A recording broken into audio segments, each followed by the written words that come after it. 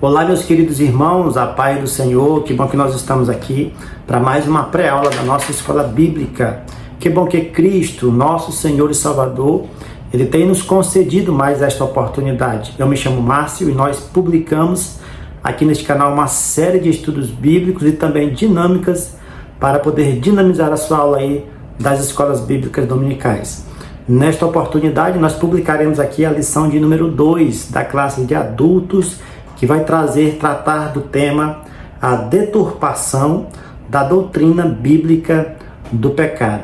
Nós iremos entender melhor em formas de ilustrações, dinâmicas ilustrativas, como nós então podemos entender, o pecado e como as pessoas estão fazendo para deturpar esta doutrina deste pecado. Nós temos aqui 3 pontos nessa lição e iremos apresentar 3 dinâmicas ilustrativas para que os irmãos possam também aplicar aí na sua sala de aula. Mas antes de entrar aqui na nossa dinâmica, quero convidar a você que ainda não é inscrito, para que você possa curtir os nossos vídeos, compartilhar, se inscrever no canal e também, se possível, deixar os seus comentários.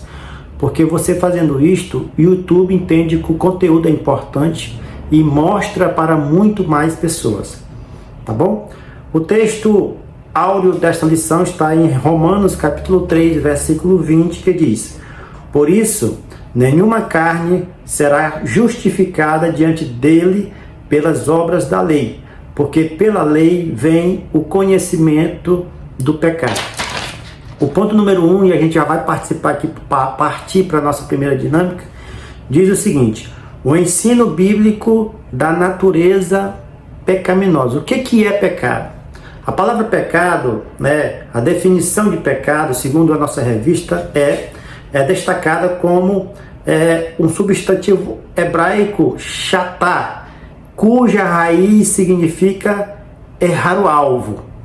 Você que comete pecado, você está errando o alvo, segundo a raiz hebraica do termo, da definição de pecado.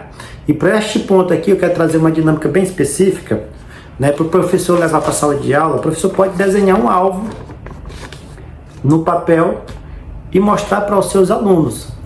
E fazer bolinhas, bolinhas de papel, e colocar o alvo na frente dos alunos e pedir para os alunos, cada um dos alunos, com uma bolinha de papel, jogar aqui no alvo, para ver qual deles vão acertar mais próximo desse ponto principal aqui, ó. Tá bom? E aí os alunos vão pegar o papelzinho, vão jogar, o professor vai pedir para ele jogar, vai segurar o alvo, aí os alunos vão jogar o papel, o outro joga. O mais próximo que acertar aqui, mais próximo do alvo, o professor vai dizer o seguinte: olha, quem foi o mais próximo foi fulano de tal, mas mesmo assim ele ainda errou o alvo.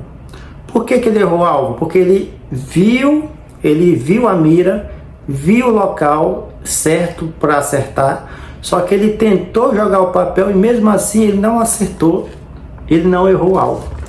E o pecado na nossa vida é da mesma maneira. Às vezes nós sabemos fazer o certo, mas não fazemos. Às vezes nós somos impulsionados pelo Espírito Santo para fazer o certo, mas às vezes nós cometemos falha e não acertamos. Mesmo querendo acertar, às vezes nós erramos. E isto é a definição para o pecado, conforme o nosso autor da nossa revista. E o que quer dizer isso, irmão Márcio? Nós somos pecadores redimidos, lavados e remidos pelo sangue de Cristo, e somos justificados. Mesmo nós tentando fazer o certo e errando, não porque nós queremos, mas porque nós estamos tentando acertar o alvo, nós somos justificados pelo sangue de Cristo derramado na cruz do Calvário. Agora, aquele que peca deliberadamente, aquele que sabe o que fazer, sabe aonde é o alvo e não quer fazer, não quer tentar acertar e peca deliberadamente, este precisa se arrepender de todo o coração e buscar a Deus para poder vencer e acertar o alvo, para que ele possa então receber a justificação de Jesus Cristo, nosso Senhor. Reconhecendo que ele é falho, que ele é pecador e buscando acertar, fazer a vontade de Deus para a sua vida. Essa é a ilustração principal deste primeiro ponto aqui. O professor pode usar isso como ilustração. Você saber fazer, saber qual é o alvo e não buscar fazer isto, já se torna pecado deliberado, e isto precisa ser tratado com arrependimento, arrependimento de todo o coração, e buscar a Deus para que não possa fazer mais isso. Amém, meus irmãos? Gostaram dessa primeira dinâmica? Você entendeu aqui? Se você entendeu, coloca aqui embaixo. Irmão Márcio, eu compreendi essa dinâmica aí, tá bom?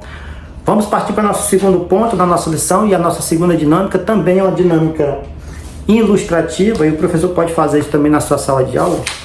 O segundo ponto diz o seguinte: as teologias modernas. Segundo subtópico, teologia da libertação. A teologia da libertação tem afinidade com as ideologias socialistas de Karl Marx. Essa teoria busca libertar o oprimido das estruturas opressoras da sociedade. Aqui neste ponto, o professor vai usar como ilustração o texto de Jesus Cristo que está escrito em João 8:32, que diz: e conhecereis a verdade, e a verdade vos libertará. O que oprime a mente do ser humano é ele não conhecer a verdade, e então ele está sujeito e facilmente ele é enganado pela mentira. E aí o professor pode fazer o seguinte, usando esse texto, ele pode dizer assim: o que significa liberdade? Será que liberdade é uma pessoa estar livre, fora das cadeias, poder fazer o que quiser, o que quer? O professor vai perguntar isso para os alunos. O que é liberdade? Liberdade para você é o quê? Fazer o que quer? Aí alguns alunos vão confirmar, e outros vão ficar meio que desconfiados e sem querer responder, mas isso é normal, num grupo de pessoas na sala de aula. Depois que o professor ouvir atentamente a resposta dos alunos, o professor vai dizer o seguinte: olha, liberdade, a verdadeira liberdade em Cristo é você conhecer a verdade, porque a verdade vai te libertar, conforme João 8:32. E como nós podemos conhecer, e como nós nos comportamos e temos a atitude, a atitude certa diante dessa verdade, é você saber aquilo que é errado, ter vontade de fazer e não fazer. Isto é liberdade. É você poder fazer alguma coisa. Você pode, você tem vontade de fazer, mas você conhece a verdade e você tem poder de não fazer. Isso é liberdade em Cristo. É você renunciar a si mesmo, mesmo diante das suas vontades, mesmo diante daquilo que você deseja, mas você sabe que não é correto. Então o Senhor vai fazer com que você faça aquilo diante do poder do Espírito Santo, faça aquilo que é a verdade, renunciando à mentira, renunciando os seus desejos, renunciando aquilo que é pecado, para você se posicionar de maneira poderosa. Isto é liberdade. É você saber que faz, saber que pode, tem vontade de fazer e não fazer. A liberdade em Cristo faz você fazer isso. E aí, professor, você pode explicar isso claramente para os seus alunos, que esta é a verdadeira liberdade. É você conhecer a verdade e mesmo diante de você ter vontade de fazer aquilo que não é verdade, você se posiciona pelo poder que vem do alto e não faz. Tá bom, meus queridos? Ponto número 2, dinâmica ilustrativa para você aplicar aí com os seus alunos. E o ponto número 3, e já finalizando aqui o nosso vídeo, vai tratar sobre a normalização do pecado. Hoje o pecado está sendo banalizado. As pessoas querem tratar o pecado de maneira natural. Por exemplo, sexo antes do casamento sempre foi pecado. Mas a sociedade hoje quer tratar essa situação como se fosse normal. Claro, isso no mundo, nos dias atuais, está normal, mas não deixa de ser pecado. E aqui, no primeiro subtópico, diz assim: crise ética e moral. Em termos gerais, os valores que regulam a conduta de uma pessoa denominam-se ética. E a prática dessa conduta recebe o nome de moral. Nessa concepção, a obediência aos princípios bíblicos reflete o caráter de um cristão. Romanos 12, 2, que diz: não vos conformeis com este mundo, mas transformai, 12, 2, mas transformai-vos pela renovação da vossa mente, ou pela renovação do vosso entendimento. E aqui o professor pode fazer a seguinte dinâmica ilustrativa. A nossa mente, ela é influenciada. É influenciada. O professor pode pegar qualquer objeto e combinar antes, por exemplo, eu vou pegar aqui a nossa declaração de fé aqui, das Assembleias de Deus. O professor pode combinar antes, olha, a capa dessa declaração de fé, ela é marrom, né? Fala com o aluno, né? Dizendo que a capa da declaração de fé, ela é marrom. E para o restante dos alunos, deixa um aluno sem saber, né? Dessa brincadeira. E para o restante dos alunos, você vai dizer para os alunos falar que a capa dessa declaração de fé, ela é preta, né? E aí o professor vai deixar um aluno sem saber deste combinado. E vai perguntar: que cor é essa capa aqui? Um vai dizer: é preta. O outro vai dizer: que cor é essa capa? Aí o professor vai perguntar para o próximo: essa capa aqui desse livro é que cor? Aí o outro vai dizer: preta. Todos os alunos, né, vai dizer preto, com exceção de um que vai falar a cor verdadeira. O aluno que não sabe de nada, por causa da maioria que disse que era preta, o professor vai perguntar para ele. E aí quando o professor perguntar para ele, o professor vai perceber que ele vai passar alguns segundos, alguns minutos para responder. Por que isso, irmão Márcio? Porque uma mentira contada várias vezes na mente de uma pessoa, essa pessoa pode ser influenciada por ela, e essa mentira para ela pode se tornar verdade. E é isso que acontece, por exemplo, na Coreia do Norte, onde os cristãos são perseguidos. Lá é totalmente isolado, é um país isolado de todo mundo. Lá só circula, né, informações que o governo ditador quer. Lá só tem 3 canais de televisão, e as redes sociais também, não existem redes sociais, mas a internet, ela é controlada. As informações que a população recebe são informações que o governo quer que as pessoas saibam.